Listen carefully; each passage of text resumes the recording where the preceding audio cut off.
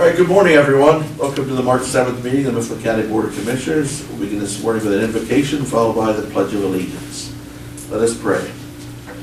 Loving God, we give you thanks for giving us another day. You sent your prophet Isaiah to your people when they were in need of hope and vision. May Isaiah's prophetic words guide us still. Send your spirit upon this county and this board that we may be open to hearing your word and actively seek the salvation you alone can bring. Lord, bless the people of Mifflin County today and all days. May all that is done be for your greater honor and glory. Amen. I pledge allegiance to the flag of the United States of America and to the republic for which it stands, one nation, under God, indivisible, with liberty and justice for all.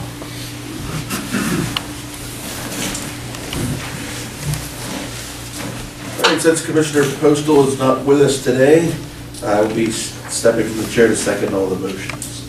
First item of business is the approval of the minutes from our February 21st, 2019 meeting. Motion to approve. So moved. Second, all those in favor, please say aye. Aye. Motion is approved. Approval of the bills, Chief Clerk Romig. Accounts payable, check numbers 122748 to 122912, and EFTs 24938 through 25015, totaling $865,522.58. Payroll, total $411,708.70.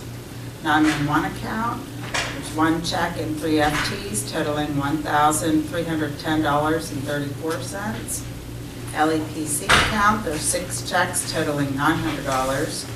CDBG account, 3 checks totaling $28,078.10.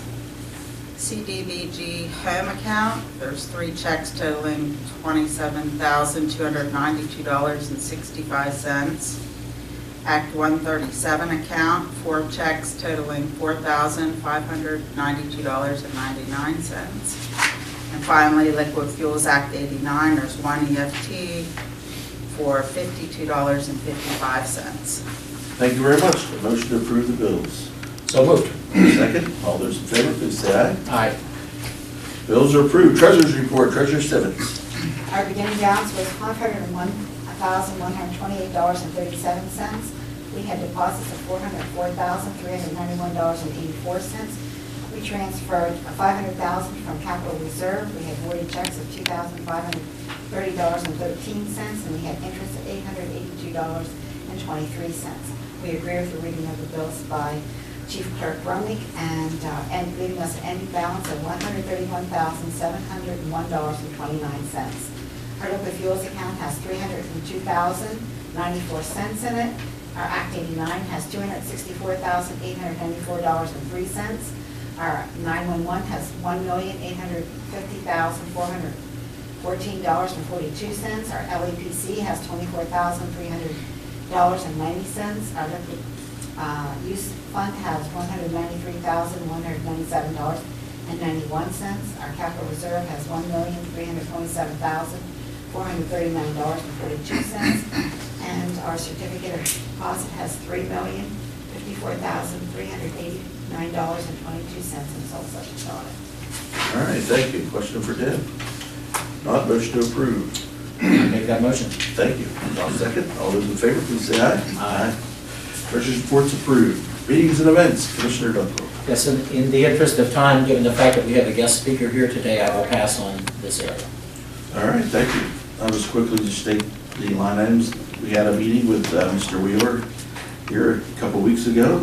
Salary Board, Record Improvement Fund, CEDACOG Local Development Corporation Board, CEDACOG Board, meeting with J-Way Architect, Regional Services Corporation Finance Committee, and the Prison Board. And I'd like to welcome Max Ober and Stephen Gibson from MCTV filming today's meeting. Thank you very much. Is there any public comment today? All right, seeing none, we'll move to new business, and we're pleased to welcome Mr. Solomon Wheeler, Branch Manager of Small Business Development Corporation. He's the project officer. He's going to give us a short presentation. Okay, thank you for that. Put something up here. Well, good morning to everyone. I'd like to thank the commissioners for inviting me out. My name is Solomon Wheeler, and I am the branch manager for the U.S. Small Business Administration. So that's a federal agency, and our primary mission is to help Americans start and grow businesses. I'm going to give you a very, very quick presentation, and certainly if you have any questions or any follow-up items, my phone number and email will be available to you. So let's begin. There are really three things that the SBA does. We do counseling services, and we provide funding to those counseling services. We provide capital, and we provide contracting opportunities for small businesses. I sit in Harrisburg, Dauphin County, and it's important to understand there are about 68 district offices across the country that do this. So, first thing, counseling. If you have an idea, if you're an aspiring entrepreneur, there are 4 ways in which you can get help to help move that idea forward. There are the small business development centers, there are women's business centers, SCORE, which is a volunteer network of seasoned business folks, and then there's the online learning center. Now, small business development centers are essentially really smart folks that are located on our college campuses. In Pennsylvania, there are 18 SBDCs.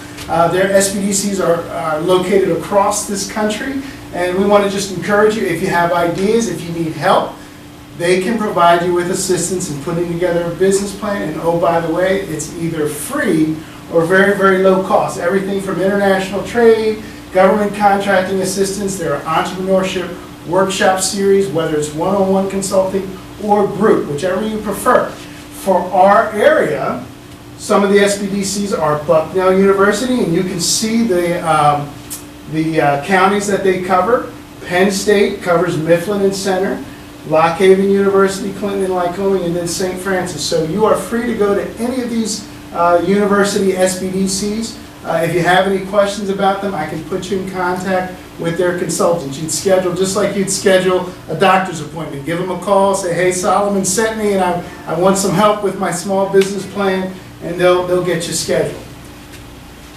Resource partners such as the women's business centers, these are organizations that do essentially the same thing, but they have, they offer assistance online, they have off hours, sometimes they have weekend hours, they may have bilingual services. There are essentially 2 located in eastern Pennsylvania. The closest one to us is Assets in Lancaster. They're doing some wonderful things in creating leadership among women and in entrepreneurship. I encourage you to reach out. You're free to go to either one. There's the Women's Business Development Center also in downtown Philadelphia.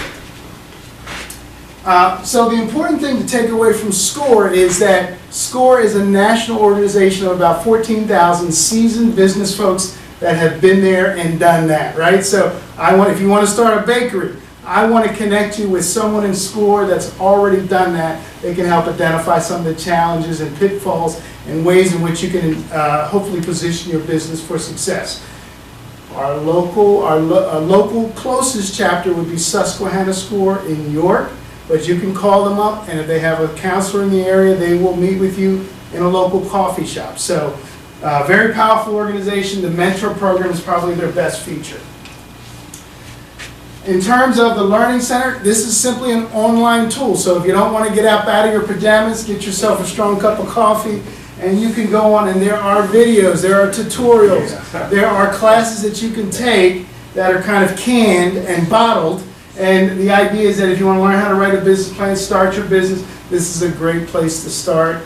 You can, like I said, look at videos. There are hundreds of videos that are located on this online learning channel. So now, the second C, right? We just talked about counseling services. I know it's a lot of information. The second C is capital. We incentivize banks across this country to say yes to small businesses. And that's really what the idea of this loan program. We want banks to minimize the opportunity to say no to a small business. They look at the same things, just as you would go for a regular business loan. They're going to look at your character, what's your background in education. Do you have the background to start a business? Is it related to the business that you want to start? What's your capacity, your source of repayment, collateral? What are the assets that you own? They look at capital. How much money have you invested? And then conditions in the industry. Is it a growing industry? Is it a dying industry? Do you want to make buggy whips? That may not be a good idea, right? But if you have an app that you want to develop or something that's in line with kind of what's happening from a trend standpoint, they look at all these things. So it's important to understand that. In addition, the SBA looks for your ability to repay the loan. Do you have a feasible business plan? And you can, oh, by the way, get help with that business plan from the small business development centers. And if you go to a banker and say, hey, look, I just went to Bucknell University, they're going to say, oh, okay, we can see, we have confidence in what they're doing. We know that your business plan is going to be better than just something that you put together on your own. What type of equity do you have invested in the business? So the SBA looks for the same things that a normal bank would look for, but the idea is we're giving the banker another tool. So if you don't remember anything else, this is basically the situation. What does the bank, when does a bank use SBA? You can go into a bank and say, I want a loan for a pizzeria. They will say, yes, we love you, we love the business plan, we're going to make a commercial loan. The bank could also say, no, sorry, we don't do startups, you don't have the experience, you don't have enough collateral. And they'll simply say no. There's that third situation, and this is where the SBA program sits. It says, we're trying to remove excuses for the bank. So the bank would basically say, we can't do it commercially, but if we had a loan guarantee from the federal government, we will approve it. And that's the situation that we give to the bank. Many times it's invisible to the borrower. They don't know it's an SBA loan. The bank has the latitude and they understand the policy, so that the idea, if you understand this, it's basically another alternative for the bank. I'm not going to go into details here, but it's a normal loan process. It's important to remember the SBA does not loan directly to any small business.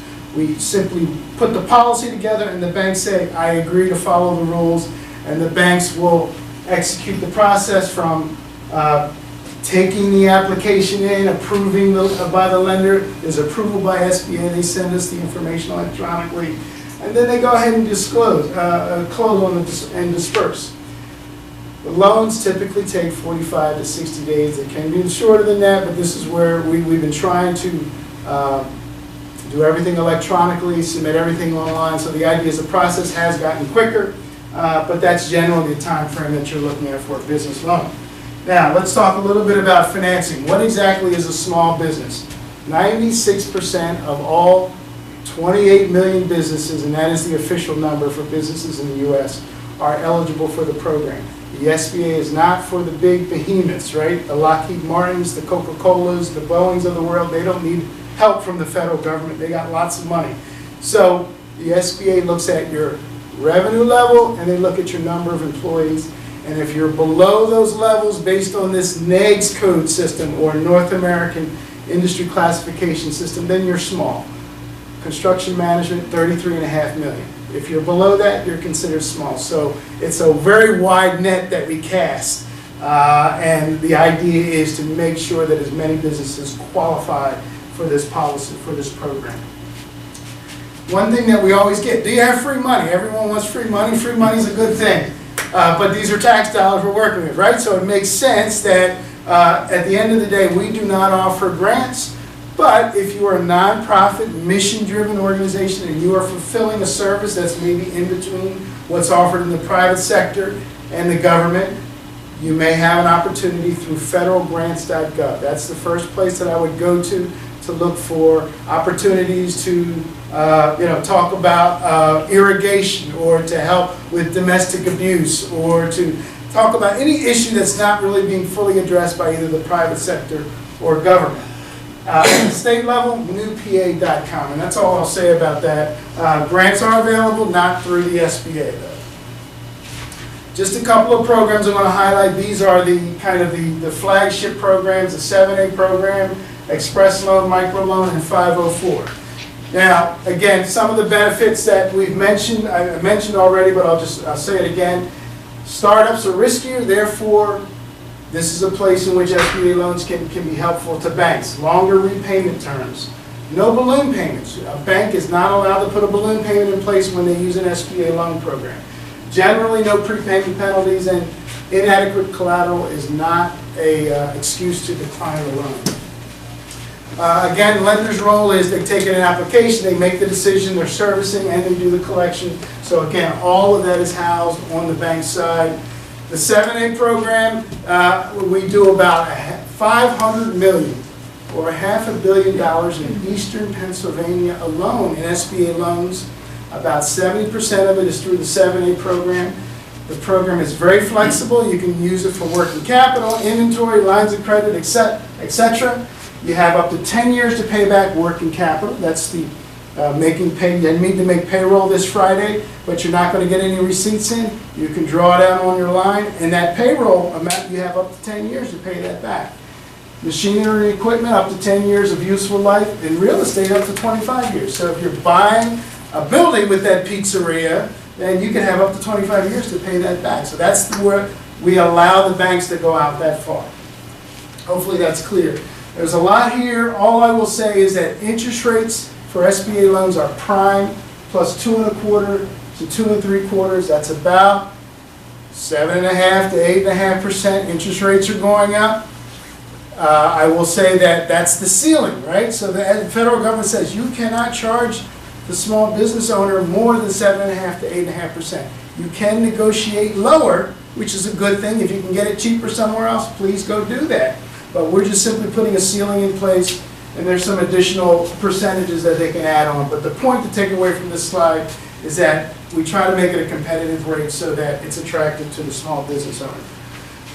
Again, this is a very busy slide, but what I'll just simply say is that there are fees that the borrower has to pay when the loan goes above $125,000. Once, if it's below that, and many loans are, sometimes our average loan is around $130,000, $140,000. When it's below that, there is no fee for the borrower. If it's above that, there could be a 2 to 3.5% fee. But oh, by the way, that can be rolled into the principal of the loan, so you don't have to come to closing with that. Again, we're just simply trying to make it as easy as possible for the borrower. This is just an example of the fee calculation. I'm going to skip this slide. The express loan is an abbreviated version of the 7A program. It allows the bank to make quicker decisions, a maximum of up to $350,000. It's a lower guarantee to the bank, and these are lines of credit up to 7 years. Again, just another program that makes it easier for the banks to say yes. For our veterans, we've waived some of the fees under the 7A and Express program, and even though it says here, the program has been extended into 2019. So every year Congress looks at it and say thumbs up or thumbs down. They continue to say thumbs up on these reduction in fees, and that's at the very least what we owe our service members. Microloans. Now this is a little interesting. This is for small businesses that say, look, I don't need $1 million. I just need $50,000 or $40,000 or $30,000. Loans below $50,000. The other alternative that we tell borrowers or potential business owners is that you can go to a micro lender. It's a little more expensive, but it's for businesses that aren't quite bankable yet. Obviously, if you can get a loan done and get it at a low interest rate, that's a good thing, but these micro loan programs are through non-financial intermediaries. The example that I would use is Community First Fund. They exist. They're one of the more prominent micro lenders in Pennsylvania.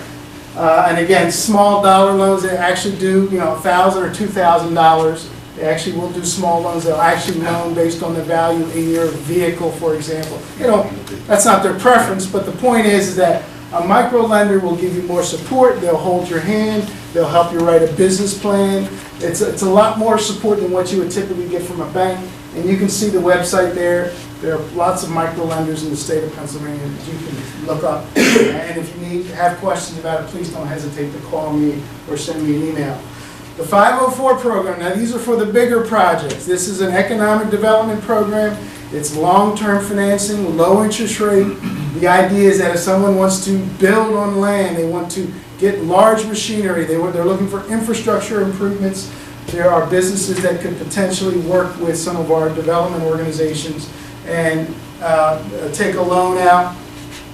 I'll just show you this one slide, and that is there's the typical structure. There's a lender, there is a 504 program, and for us typically it's CEDACOG in our area. We have some other industrial development organizations that use the 504, and then owner's equity. The owner has to only put in 10% for this particular program, but there are some other requirements. There are job requirements that are part of that.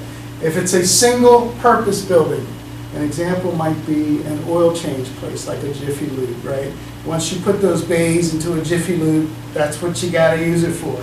So those are, you have to, so when it's single-purpose, the owner has to kick in a little more money. If it's a startup business, the owner may have to put in a little more money. Interest rates are usually low, under 5%, but that's all I'll say about that. Again, just another type of program that's available. Lender match. The one thing I'll say, this is, if you've heard of Lending Tree before, it's a way in which when banks compete, you win. You've heard that before, maybe through some commercials. The idea is that there's a website in which you can go and say, I need $200,000. You put your basic profile information, and the SBA will send that out to the thousands of banks across the country that might be interested, and if they like what they see, they say, oh, $200,000 is needed in Mifflin County, I'm interested, they'll pick up the phone and call you or send you an email. So it's the idea of putting your deal out there and letting banks compete for your deal. That's what Lender Match is. It's the SBA's answer to kind of Lending Tree. And then finally, the third C, government contracting. The one thing that hopefully maybe I can get you excited about is that the federal government is one of the world's largest customers. If you had a product or service that you want to sell to the U.S. government, we have a whole infrastructure of people that can help you through that process. So we buy about $500 billion or $1 trillion in goods every year. If you think that you have a product or service that may be of interest, there are classes that are available for you to learn. There are what's called procurement technical assistance centers, people who will help you navigate through that process and show your business how to get visible to procurement officers that are writing contracts for, many times, large amounts of money. Congress actually mandates this, so 23% of that $500 billion is required. And then finally, the free training associated with the government contracting is available through King of Prussia on the fourth Thursday of each month. It doesn't cost you anything. All of these services are free. It just takes time. And then there's online training that's available for government contracting. So, I know that's a lot of information. If you have any follow-up questions or anything you just weren't clear on, this PowerPoint will be available, I think made available. So you're welcome to take a copy of this electronically if you like. My email is solomon.wheeler@sba.gov, and I appreciate your attention today. Thanks very much. Any questions? Yeah, to recap, Yes, sir. if someone has an idea for a small business here, whether it be a pizzeria, sub shop, or whatever, who should their first call go to? So you saw the SPDCs up there. I would call one of the SPDCs that you're comfortable with. What's covering Mifflin is Penn State. It's Penn State, right? But if someone likes Bucknell, can they call Bucknell? Yeah, so let me know about that, just so that I can tell the folks at Bucknell, because they're very much operating in silos at times. Even though, folks who work at these centers are all about, I'm going to work in my counties, but you're free to go to anyone. Especially if you're not getting a response. I had a gentleman that was trying to get in touch with Lock Haven. They're covering 2 counties, but there's only 2 people there. So I was going to connect them with Bucknell, and there are different ones that have different expertise, right? So for food, Penn State is very good for food businesses because they study it all the time. Bucknell's very good with engineering and doing stress testing on materials because they have a phenomenal engineering school. So the SPDCs start to take on some of the character of the university. And yeah, and so hopefully that's clear. Does that answer your question? Okay. Any other questions? Well, thank you for your attention, and I appreciate it.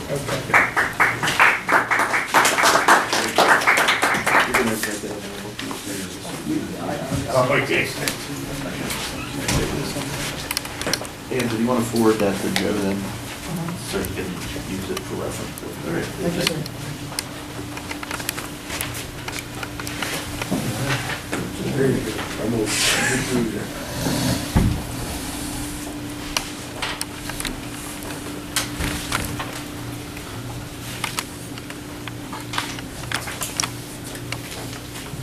Okay, we'll move to item B, request for exoneration 2019 county real estate tax bill relieve the tax collector from collecting the bill. We have a parcel in Granville Township. The parcel had no value assigned to it, and we rebilled with the March 2019 supplemental billing. Motion to approve. So, Second, all those in favor, please say aye. aye. Motion is approved. Item C, 5-year elevator service agreement with ThyssenKrupp Elevator Corporation of York to maintain the county's 8 elevators. The period will be from April 1st, 2019 through March 31st, 2020 for the cost of $16,320 for the first year with 3% price escalation each year of the contract. Mr. Griffith. Okay, so what this is we originally had 5 individual contracts with each of our county-owned buildings, and what we did is brought this, all these separate buildings back to one contract. We renegotiated the terms of the contract, and we also made some changes in the language in it. And so in the end results, the new contract will be here, and we will bill out accordingly on the contracts. And then savings part of it is that our new rate is $16,320, and if we would be under the current contract, we'd be about, it says about $2,000 savings per year. So bringing it under one and renegotiating the terms and the language, we're saving almost $2,000 per year. Okay. Question for Lonnie? None, entertain a motion to approve. So moved. Thank you. Second, all those in favor, please say aye. Aye. Motion is approved. Thank you, Mr. Griffith. Items D and E we'll take together here. It's the contributions of these, Mifflin County's contribution to the Central County's Youth Center, Youth Detention Center. 2018 amount was $254,762. The 2019 amount is $271,707. We already paid the 2018 amount, but we discovered that it was never formally approved. So we're just taking that formal action to approve both those agreements for the amounts for 2018 and 19. So do I have a motion to make this? So moved. Thank you. I'll second. All those in favor, please say aye. Aye. Motion is approved. Item F, letter agreement, interim addendum to program management agreement for the Emergency Food Assistance Program, or TFAP. Allison Fisher, good morning. So we received notification from the Department of Agriculture that due to a audit from the federal government on their part, there would be some changes to the paperwork from them to us.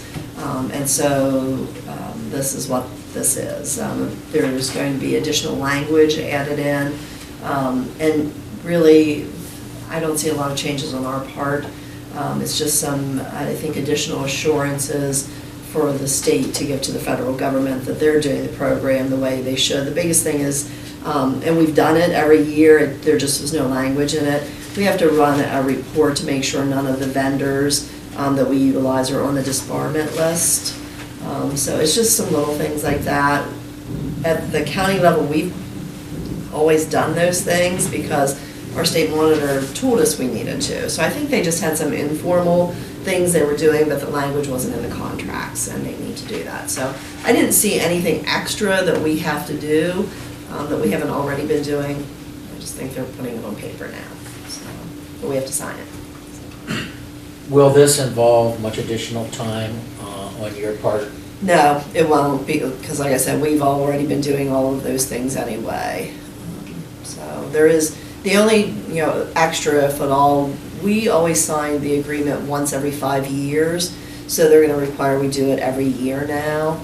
It's not that big of a deal. Very good. Yep. Thank you. Motion to approve the addendum. So moved. Second, all those in favor, please say aye. Aye. Motion is approved, thank you. Item G, purchase of service agreements for use if needed by children and youth. We have Drug and Alcohol Rehabilitation Services Incorporated of Columbia and Chippenville Project Point of Light, Chippenville, PA. Good morning, Dan. Hi. They're both renewal contracts. And the Drug and Alcohol Rehabilitation Services in Columbia, they do assessments and referrals. And they do on-site outpatient services with support groups. Chippenville Project Point of Light encompasses assessment and treatments of sexual offenders, individuals with problematic sexual behaviors, and victims of sexual abuse. They have battered interventions, family therapy, remote monitoring, and sexual offender services that are specialized with individualized therapy. All right, any questions? Motion to approve. So moved. Second, all those in favor, please say aye. Aye. Thank you, Motion is Jen. approved, thank you, Dan. Item H, amendment number 4, the participation agreement for the Cedar Natural Gas Cooperative, making Montour County and Union County parties to the agreement.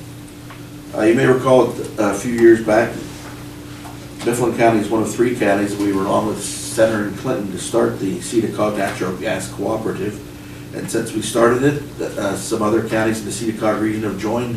Obviously, it says amendment number 4. This is Montour County and Union County coming on board for this.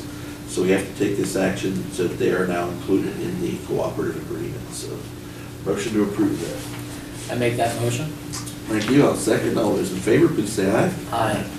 Motion is approved.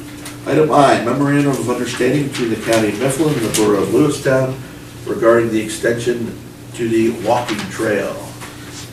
Basically, this is just property on Valley Street that the borough purchased. It was a condemned property. It's going to be torn down, and this basically spells out the terms.